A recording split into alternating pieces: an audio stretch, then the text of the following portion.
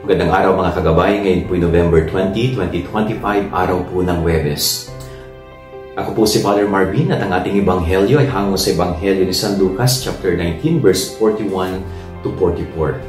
Ang Panginoong Jesus, ririnig po natin sa ebanghelyo na tumangis, napaiyak ang ating Panginoon. Bakit? Sapagkat nakita niya yung lungsod na inaasahan niyang magiging mabuti at maayos ay wala pong nangyari. Nanatiling lungsod ng kasamaan, nanatiling lungsod ng kahirapan. Bakit kaya nangyari yon?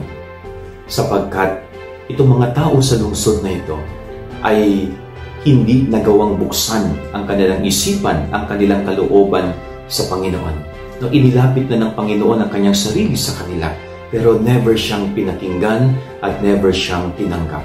At doon, na-depress ang ating Panginoon, sumama yung kanyang loob dahil parang nawalang saysay lahat ng effort na ginawa niya.